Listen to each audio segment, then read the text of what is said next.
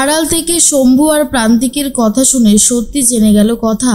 সম্পূর্ণ জানতে ভিডিওটিতে একটি লাইক করে প্রথম থেকেই দেখতে থাকো। গল্পের শুরুতেই আমরা দেখতে পারি যে কথাকে কোলে করে নিয়ে তো চলে এসেছে অগ্নি। এরপরেই দরজা খুলে দেয় ছোটকা আর নূপুর। তখনই কথার এই অবস্থা দেখে ছোটকা জিজ্ঞেস করে, কি রে অগ্নি, কথার এই অবস্থা হলো কি করে? আর অগ্নি তখন বলে, তোমাদের প্রাণের চেয়েও প্রিয় কথা আমার দোকানে গিয়ে যা শুরু করেছে আর কি বলবো। নিজেই সমস্ত কাস্টমারদেরকে সামলাচ্ছিল, হুট করে স্ট্রং কফিকে এই অবস্থা হয়েছে। বুঝতেই পারছো স্ট্রং কফির মধ্যে কি কি থাকে। এরপরেই তখন ছোটকা বলে, হায় রে, যা যা যা ওকে তাড়াতাড়ি করে আগে শুয়ে দে, ও শরীরটা মনে হয় ভালো লাগছে না। তখনই অগ্নি বলে, হ্যাঁ যাচ্ছি। এরপরে অগ্নি গিয়ে কথাকে শুয়ে দিচ্ছে। আর অন্যদিকে নূপুর আর ছোটকা আলোচনা করে এইভাবেই একটু একটু করে অগ্নি আর কথা দুজন মিলে অনেক কাছাকাছি চলে আসবে। আর একবার যদি কাছাকাছি চলে আসে ব্যাস, তাহলে তো আর কোনো সমস্যাই নেই। তারপর একে অপরকে ছাড়া কেউ আর কখনো যাওয়ার কথা বলতেই পারবে না। এর মধ্যেই ছোটকা তখন বলে, একদম ঠিক বলেছ নূপুর, আমি তো সেই দিনটার জন্যই অপেক্ষা করছি।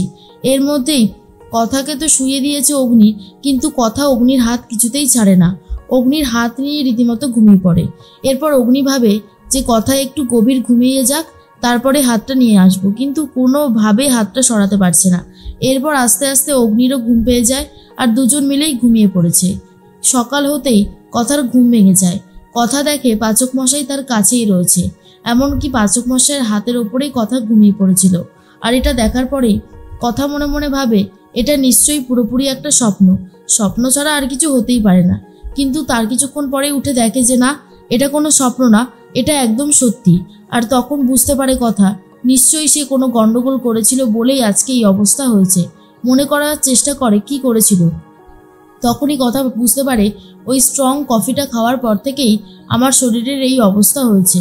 ইস, একেই তো বিষ, তারপরে আবার ওই সমস্ত অ্যালকোহল দেওয়া ছিল, তার জন্যই আমার শরীরটা এতটা খারাপ হয়ে গেছে। না জানি নেশার ঘুরে পাচক মশাইয়ের সাথে কি কি করেছি, সেই জন্যই বোধহয় পাচক মশাই আমাকে পাহারা দিচ্ছিল। সত্যি আমি হোলির মতন আবার কেস করলাম না তো? হে ভগবান, পাচক মশাই উঠলেই তো এখন আমার উপরে রেগে যাবে। অগ্নির ঘুমও ভেঙে গেছে। অগ্নি শুয়ে রয়েছে আর মনে মনে বলতে থাকে, কর কর, তোর যা ইচ্ছা তুই তাই কর, আমি কোনোভাবেই সাড়া দেব না। এমনিতেই কাল রাতে তুই বড্ড বেশি জ্বালাতন করেছিস, সকালবেলায় আবার উঠলে কথা আরম্ভ করে দিবি, তার থেকে বরং একটু ঘুমিয়েই থাকি। এর মধ্যেই কথা বলে পাচক মশাইকে বিছানা শুয়ে দিলে ভালো হতো। এরপর অগ্নি নিজেই বিছানায় উঠে ঘুমিয়ে পড়ে। কথা তখন বলে, পাচক মশাই তো নিজেই ঘুমিয়ে পড়লো। অগ্নি তখন মনে মনে ভাবে, এমনি যাই হোক না কেন, কথা এবারে শুরু করে দেবে তার কথা।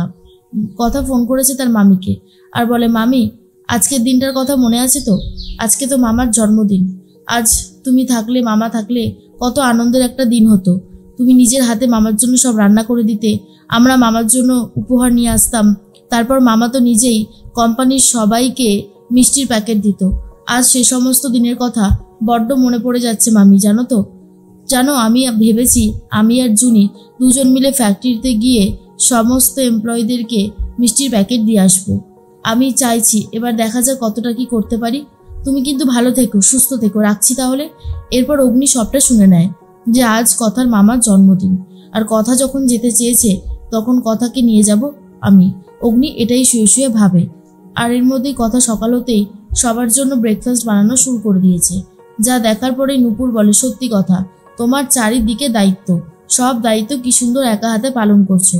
কথা তখন বলে, এটুকু তো করতেই হয় কাকিয়া, তাই না? পিসিমণি বলে, এই দুটিতে গল্প জোরে দিস না, তাড়াতাড়ি শুরু কর, হাতে সময় কিন্তু বেশি বাকি নেই, সবাই ব্রেকফাস্ট খাওয়ার জন্য অপেক্ষা করছে। এরপর কর্তা দাদু, নীলাদ্রি সবাই মিলে গল্প করতে থাকে। আর তখনই ওপর থেকে নেমে আসে প্রিয়াদের গ্যাং। প্রিয়া তখন বলে, সত্যি আমার আর ভালো লাগছে না এই বাড়ি ছেড়ে যেতে। নীলাদ্রি বলে, কর্তা দাদু 3 দিন তো হতে গেল, কালকে কিন্তু আমরা বাড়ির দিকে রওনা দেব। কর্তা দাদু বলে, 3 দিন হতে গেল তাই না? সত্যি দিনগুলো কিভাবে কেটে যায়, চোখের নিমেষে দিনগুলো কেটে যাচ্ছে। এরপর প্রিয়া বলে, জানিস তো অ্যানি, আমার ওই বাড়িতে ফিরতে ইচ্ছা করছে না, কি যে করি ভালো লাগছে না। তখনই প্ল্যান করতে থাকে কিছু একটা করতে হবে, যাতে এই ভ্যাবলাচরণটা নিজেই আমাকে বাড়িতে দিয়ে যায়। রেণুকা এদের কথা শোনার পর কর্তামশাইকে বলে, কর্তামশাই ওইদিকে কায়দা কানুন কিন্তু ফোন দিয়াটা শুরু করে দিয়েছে, প্রিয়া দিদিভাই যাবে না বলে ঠিক করেছে। তখনই কর্তা দাদু বলে, সেরকমটা বললে তো হবে না, তবে নীলাদ্রি একটা কথা বলবো, কিছু মনে করবে না তো? তখন নীলাদ্রি বলে, না না কর্তা দাদু, বলুন না কি বলবেন। কর্তা দাদু বলে, আমাদের একটা আউট হাউস আছে, হ্যাঁ, সেই হাউসে অবশ্য কেউ থাকে না। আমরা যখন আগে অনেক বড় ফ্যামিলি ছিলাম, আরও বড় ফ্যামিলি, তখন কেউ কেউ গিয়ে একটু থাকতো কটা দিন, কিন্তু এখন আর কেউই যায় না। তাই বলছিলাম, তুমি যদি তোমার মা আর প্রিয়া দিদিভাইকে নিয়ে এই আউট হাউসে থাকো তাহলে খুব ভালো হবে। প্রিয়া দিদিভাইও আস্তে আস্তে সেই সংসারের সাথে মানিয়ে নিতে পারবে, মানে তোমার সংসারের সাথে, আর তোমারও ভালো হবে। তখনই নীলাদ্রি বলে, আমার কোনো অসুবিধা নেই কর্তা দাদু, তবে আমাকেও একটা শর্ত মানতে হবে। সেটা হচ্ছে, আমি যেমন ওই বাড়িতে ভাড়া দিচ্ছি, আমি কিন্তু আপনার বাড়িতে থাকলে আপনার বাড়িতেও ভাড়া দিয়েই থাকবো, এটাই হচ্ছে আমার কথা। তখনই কর্তা দাদু বলে, সে দেখা যাবে এখানে। এর মধ্যেই সবার জন্য ব্রেকফাস্ট বানিয়ে নিয়ে এসেছে কথা। ব্রেকফাস্ট খাওয়ার পরেই মিহির তো ভীষণই প্রশংসা করার বলে, দারুণ বানিয়েছো, দারুণ। ছোটকা তখন বলে, সত্যি কথার ব্রেকফাস্ট মানেই কিছু আলাদা আলাদা বুদ্ধি আর কিছু আলাদা আলাদা রান্না, আর যেগুলোর কম্বিনেশন দারুণ হয়, দারুণ। এর মধ্যেই তখনই ছোটকার কথাই বারবার ভাবতে থাকে কথা, আর বলে, সত্যি ছোটকাটা আমাদের এত খেতে ভালোবাসে, বাইরে থাকে বলে সেভাবে খেতেই পারে না। মনে মনে চিত্রা ভাবে, এই বাড়িটাকে একেবারে দানসত্র করে বসেছে এই কথা। এই নীলাদ্রি রয়েছে, তারপরে এই প্রিয়া, এদিকে জুনি, ঋতু মাঝে মধ্যেই চলে আসে। কি যে পেয়েছে এই বাড়িটাকে কে জানে। তখন কথা বলে, কর্তা দাদু, আপনার সাথে কিছু কথা ছিল। আসলে আজ আমার মামার জন্মদিন। প্রত্যেক বছর মামা এই দিনে ফ্যাক্টরিতে গিয়ে মিষ্টি প্যাকেট দেয় সবাইকে, তাই আজকে মামার হয়ে এই কাজটা ভাবছি আমিই করব। আপনার কোনো আপত্তি নেই তো? কর্তা দাদু বলে, কি বলছো কথা মা, এতে আপত্তি হবে কেন? আমি তো ভীষণই খুশি। আজকে অরুণের জন্মদিন, আমি তো ভুলেই গিয়েছিলাম। ঠিক আছে, তুমি যাও। নীলাদ্রি তখন বলে, হ্যাঁ রে, আমার তো কালকে অফিস রয়েছে, আজকেও রয়েছে, একটু যেতে হবে, আমি তো যেতে পারবো না। কথা তখন বলে, তুমি চিন্তা করো না, আমি আজকে জুনেকে নিয়ে বেরিয়ে পড়বো গোবরডাঙ্গা, এত অসুবিধা হবে না। কিন্তু তখনই চলে এসেছে অগ্নি আর বলে, আমি যাব তো, কথাদের সাথে আমি যাব, অসুবিধার কিছু নেই। মনে মনে ভাবে অগ্নি, যেতে আমাকে হবে। কথা আমাকে সবকিছুতে সাহায্য করে, ওকে সাহায্য না করলে হয়? এদিকে চিত্রা মিহিরকে বলে, কি বুঝতে পারছো, আমার কিন্তু যথেষ্ট সন্দেহ হচ্ছে। কেন জানি না মনে হচ্ছে এই মিষ্টির প্যাকেট দেওয়া এগুলো নিতান্তই একটা বাজে কথা। আসলে ওরা যাচ্ছে তদন্ত করতে। কথাটা শোনার পর মিহিরের অবস্থা খারাপ হয়ে যায় আর বলে, কি হবে তাহলে চিত্রা এবারে? আমি কি ধরা পড়ে যাব? চিত্রা বলে, জয়দীপ বাবুকে আমি ফোন করে সবটা জানাচ্ছি। এরপর জয়দীপ বিশ্বাসকে ফোন করে বলে দেয়, কথা কিন্তু ফ্যাক্টরিতে যাচ্ছে, আপনি এই ব্যাপারটা একটু দেখে নেবেন। তখনই দেখা যায় যে জয়দীপ বিশ্বাস বলে, ঠিক আছে ম্যাডাম, আপনি চিন্তা করবেন না, সবটা দেখে নেওয়ার দায়িত্ব আমার।